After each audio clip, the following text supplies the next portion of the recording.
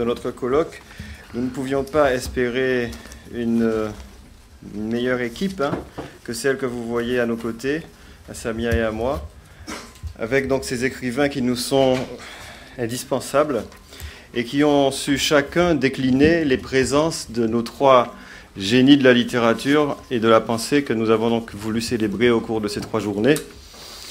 Donc nous allons essayer d'évoquer tour à tour la manière dont chacun de ces écrivains conçoit l'héritage par rapport donc à ces 3 grandes figures et conçoit également et pratique la reformulation dans la littérature que eux ils pratiquent donc de cet héritage-là et donc dans une création dynamique qui n'est pas que révérence, loin de là. Alors vous m'excuserez de me focaliser sur cette revue que j'avais créée en 2006, la Nouvelle Anabase. La raison est simple, c'est que chacun de ces écrivains, à l'exception donc de Sylvie Candé et de M. René de Secati, dont on va évoquer un texte tout à l'heure, chacun de ces écrivains nous a confié une pépite pour chacun d'entre eux. Je ne dirais pas d'hommage, je dirais, c'est plus que ça, de ferveur par rapport donc à Saint John Perse dans leur conscience créatrice. Vous avez entendu hier certainement l'un des plus grands moments, enfin je parle, non c'était à l'UNESCO, c'était donc mercredi matin et mercredi après-midi, vous avez entendu donc cette allocution de Patrick Chamoiseau qui nous a donc parlé de ses présences, de ses réelles présences et puis de ces liaisons magnétiques entre ces 3 grands. Et nous avons, nous, pu recueillir d'autres liaisons magnétiques. En l'occurrence, celle de Patrick Chamoiseau, je vais l'évoquer tout à l'heure. Mais je voudrais commencer par ceci qui vous a tous frappé, j'imagine, dont vous vous rappelez, comme moi-même, l'année dernière, dans les circonstances que vous savez. Vous avez ceci, vous avez récitation pour Édouard, l'affectueuse révérence. Cher maître, la lézarde du pays réel a traversé la contrée des rocailles, notre vieille vallée des larmes, notre allée des soupirs. Elle a connu sans rémission le delta des ravages, l'océan des douleurs, puis de l'autre connaissance du pays des sans-chapeaux. Mais la lézarde du pays rêvé n'a jamais quitté les mornes, elle n'a jamais cessé d'arpenter les hauteurs où l'ombre et la lumière sont d'une même intention, et jamais déserté la vigilance des cimes. C'est par cette exigence qu'il lui a été donné d'irriguer le pays en fond d'oc et racines, de fréquenter le long secret des acacias, l'éternité des très vieux acomas, les soifs de la rocaille du côté des salines, et cette angoisse qui sert d'humus au bois sans chaîne des nègres marrons. Et c'est au vif de cette topographie devenue éminente, ces cannes à sucre et ces vieilles cases, la ruine des grandes usines, squelettes de bitation, qu'elle a tramé une claire vision du monde, qu'elle a ramené le monde à l'alchimie du lieu, qu'elle a versé le monde aux circulations souterraines de l'igname et des bleutés de la dachine, si bien que pas une seule poussière de ce petit pays, pas une maille de ses misères ou de ses tragédies n'a pu nourrir le moindre enfermement, un quelconque renoncement, toujours l'espérance la plus haute, toujours le soleil même fragile de la plus haute conscience. Et c'est parce que son eau était de poésie, ses dômes et ses bassins de poésie toute pure, qu'elle a su faire vision, dégager des futurs, confier aux pupilles en alerte le scintillement des avenirs. La lézarde aussi a enfanté des poètes, a distingué poètes. De Sainte-Marie à Lamentin, des Salines au Diamant, elle a laissé des souvenirs et toutes ces traces dont la fragilité forge la résistance et dont la brièveté éternise la durée. Je vois l'émotion dans les hauteurs de Besaudin. Là où la case originelle a disparu, je vois cet amour du Lamentin, au cœur des flèches violettes, dont les panaches maintenant invisibles des longues cheminées.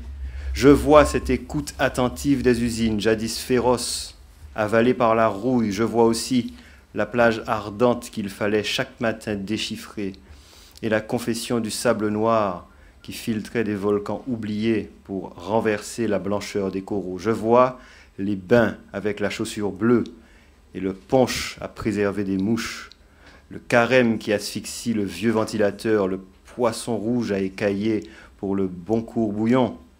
Et j'entends encore cette célébration renouvelée du Tinin et du Jolpolius, cette justice toujours rendue au bon d'amant Jacques Jaune, et les colères, les mauvaises foi, et l'amitié, les indignations, et encore les colères, et toujours l'amitié, et surtout cette tendresse exigeante, flagellante et toute pleine d'oxygène qui forçait le gibier à conserver le cap sous une flatterie ni un seul compliment, avec juste la manière du commandeur sublime. Maintenant, cher maître, j'ai l'impression qu'un Acoma de 100 000 ans s'est effondré, qu'à Sainte-Marie, qu'au Lamentin, et qu'ici au Diamant, et même dans chaque parcelle de cette fixe tragédie qu'est le pays réel, un pan de paysage s'est laissé envahir par cette brume des déroutes que craignent les pêcheurs, et qu'il y a une solitude irrémédiable qui accable le guerrier. Et je sais aussi que, Wamizepamo, que les vérités meurent, mais que le vivant reste. Et donc que l'Acoma n'a jamais été aussi puissant. Sa grande livrée frémit déjà sous l'alizé de ses futurs, qui nous sont pour l'instant impensables, que les obscurités des paysages énigmatiques vont désormais non pas se dissiper, non pas se dire ou même se dévoiler, mais au contraire s'offrir à ces éblouissements très lents qui changent l'imaginaire et qui constitueront à coup sûr l'âme tutélaire de notre pays rêvé. Patrick Chamoiseau, donc l'année dernière, vous avez ainsi rendu hommage et vous nous avez dit aussi la douleur de cette perte qui est peut-être aujourd'hui pour nous une renaissance, comme je l'avais dit dans les contes iraniens. On dit qu'à partir du moment où les palabres se font autour des poètes, ils renaissent finalement dans nos consciences.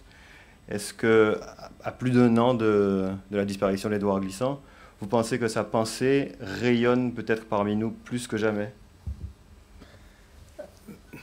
Moi, je n'ai pas...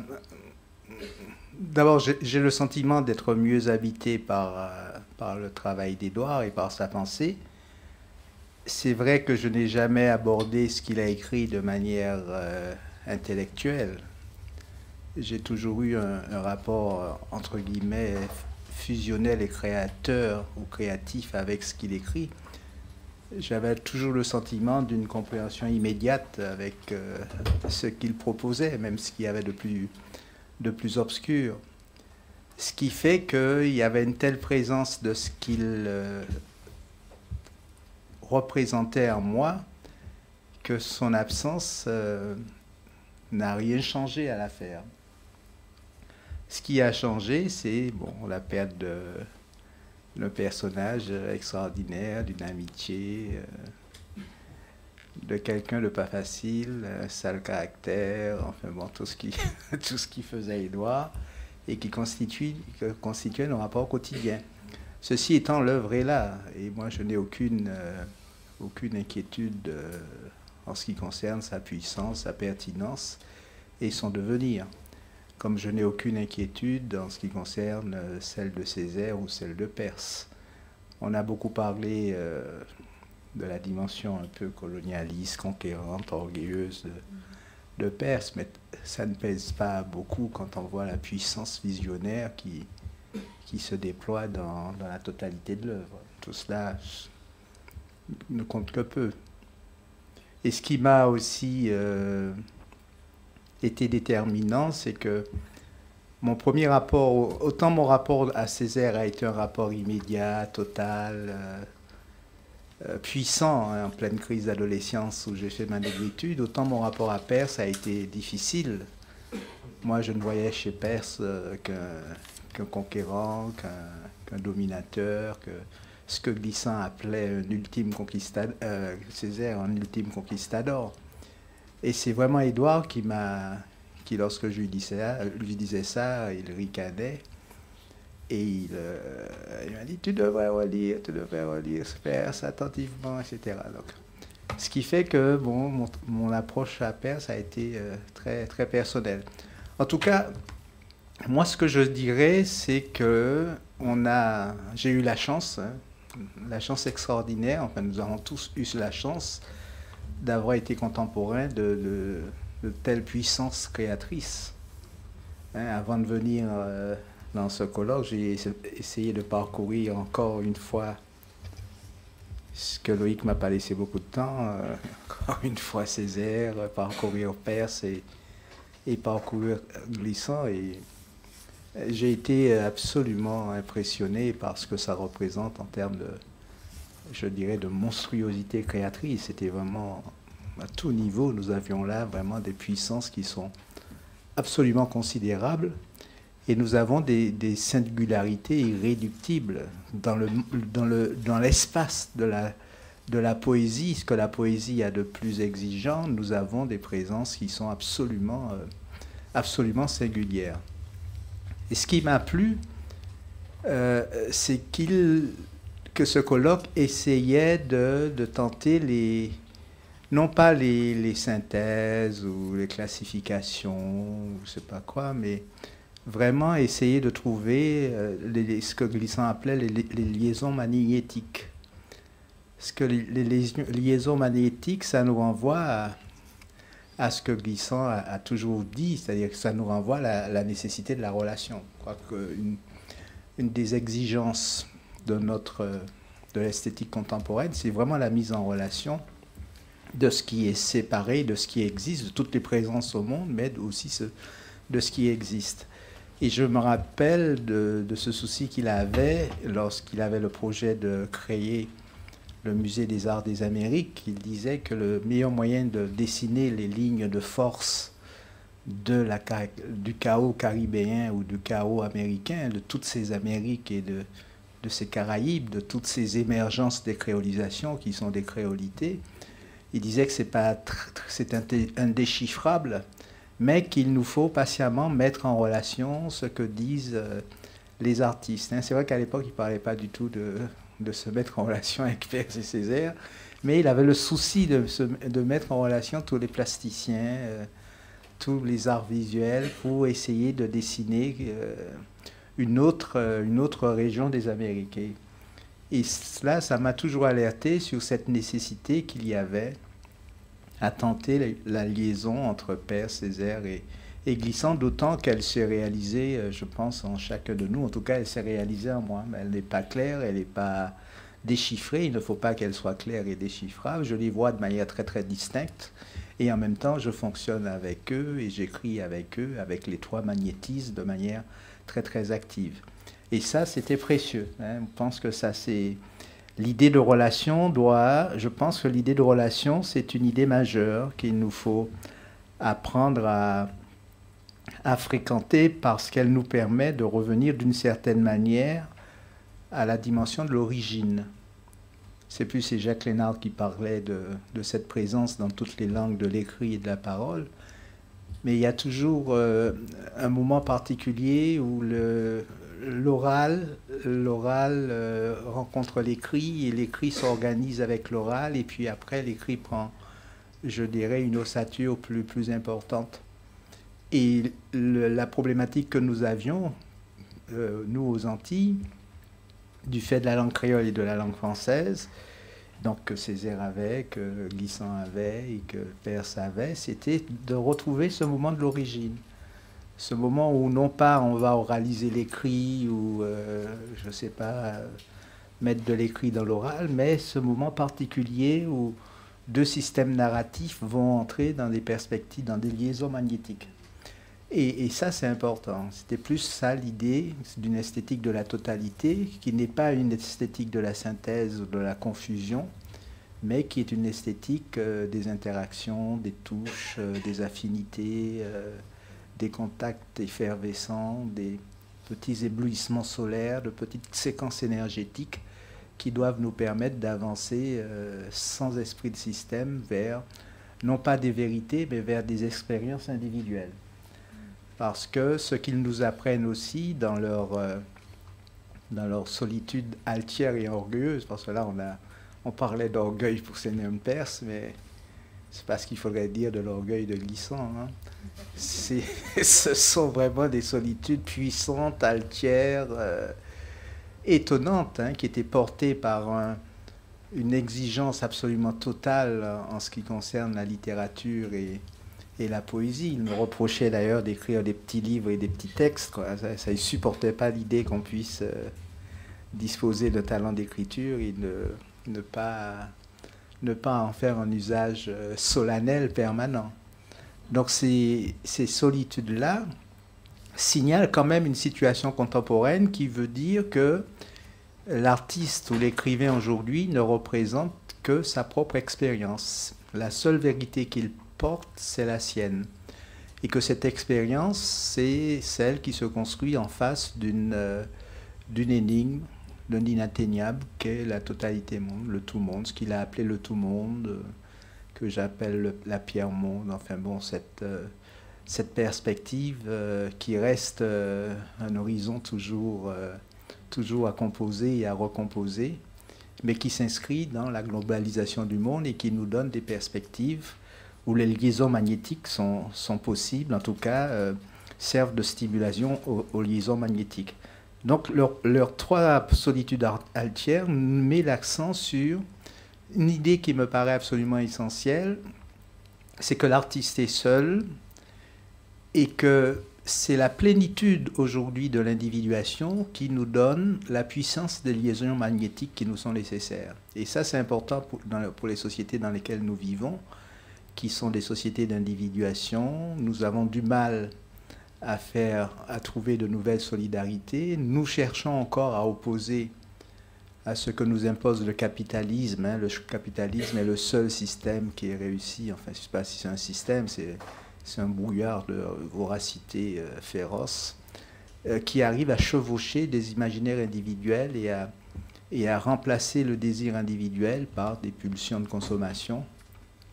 Et on a tendance à penser que ce processus d'individuation crée l'égoïsme, l'égocentrisme, les ruptures de solidarité. Or, c'est justement le contraire. Lorsqu'on voit, c'est la plénitude individuelle, donc l'œuvre. On peut parler d'œuvre pour un artiste, mais aussi on peut parler d'œuvre pour une vie ordinaire. Il y a toujours l'élaboration d'une œuvre. C'est cette plénitude que constitue l'œuvre de vie, l'œuvre de vivre, qui déploie la capacité à entrer en relation et qui va créer les relations et les solidarités neuves qui nous seront données. Donc ce sont toutes ces leçons-là qui nous sont importantes. Je ne sais pas si j'en peux encore dire deux mots. Bien. Et pour finir, je dirais que ce qui m'a bien éclairé aussi lorsque j'ai regardé, enfin lorsque j'ai vécu de manière très intérieure, j'aborde ces auteurs de manière absolument pas intellectuelle. Moi, je ne suis pas un intellectuel, je suis un artiste. Donc de manière très très sensible, c'est que je dirais que Césaire, Peirce et Glissant ont fréquenté un en dehors, c'est-à-dire un en dehors du pensable, un en dehors du convenu, un en dehors du réel. Lorsque Césaire fait un bond vers ce qu'il y a de plus détesté, de plus humilié, de plus oublié, de plus obscur, l'Afrique, le nègre, les méfaits de la colonisation, et que c'est à partir de là qu'il va lancer son expérience au monde, il est dans un en dehors. Lorsque Peirce, fuyant le trouble des digenèses et des créolisations, va se réfugier dans son nom, en fait, il se réfugie dans le grand large du poétique, il sera là aussi dans un en dehors, quelque chose qui ne concerne pas les réalités ordinaires du monde. Et c'est depuis ces réalités ordinaires du monde, donc cette élévation, cette forme d'orgueil, qu'il va procéder à cette espèce d'inventaire du monde qui va faire d'une certaine manière relation. Et pour Glissant, bien entendu, l'en dehors, ça va être cette énigme du tout monde dont il nous a parlé pendant longtemps sans jamais nous en donner une clé exacte, qui était protéiforme, inatteignable et qui va le rester. Ce qui suppose que la construction d'une solitude et la construction d'une œuvre, et toute œuvre artistique, et le point de départ d'une esthétique est toujours un en dehors, c'est-à-dire un impossible et bien entendu un impensable.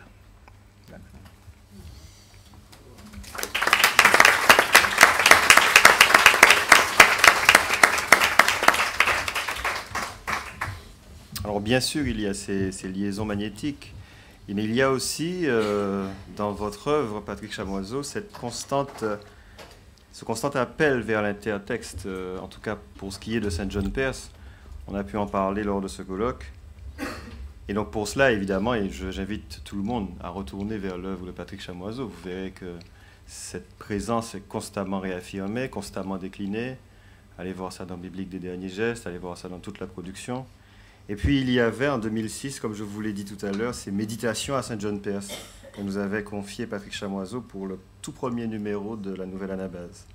Alors il disait ceci, en 40 paragraphes absolument géniaux. Je ne vais pas vous lire les 40, hein. Simplement le début et la conclusion. Saint John Perse, dans une lettre, vous évoquiez le critique idéal. Face à l'œuvre du poète, il devrait, disiez-vous, se transformer en compagnon de route. Cheminer avec l'œuvre, en vivre les écarts, en vivre les rêves, l'obscur et l'indicible. Trouver, comme le poète, par le dedans, ces éclats du réel qui échappent au réel. Ce critique devrait être poète lui-même, sous peine de n'être pas. Et vous aviez raison. Vous analysez, vous expliquez, vous sortir de l'éclat pour d'analytique transparence ont toujours semblé des entreprises vaines.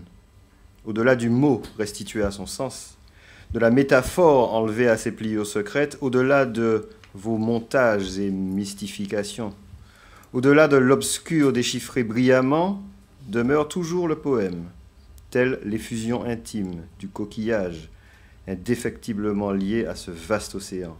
Votre mystère ne peut pas se dissiper comme une ombre portée. Votre obscur ne peut pas s'éclairer. Votre dire ne peut pas s'estampiller d'un sens ou d'une vérité de lecture. Votre mystère est votre beauté. Votre ombre, cet incomparable éclat, c'est une trame tissée à même votre parole et qui fonde le sens profond de votre parole. C'est pourquoi chaque explication d'un de vos vers ou d'un de vos poèmes, chaque plongée savante dans l'une de vos œuvres nous apporte de grandes joies, mais elles ne font qu'en souligner l'incomparable énigme. Saint John Perse, je viens donc auprès de vous méditatif. La méditation est fille de l'ombre et de la lumière. Elle ne craint pas le mystère et se soucie peu du chiffre de la beauté. Elle sait se faire aveugle pour mieux voir et distinguer la nuit dans la plus haute lumière. Elle sait le monde ouvert, le relatif des vérités. Elle ne se projette pas, elle n'écrase pas d'un sens ni n'assujettit dans l'interprétation qui se veut magistrale. La méditation est une errance tourbillonnante du sentiment. Le sentiment est poésie de la pensée.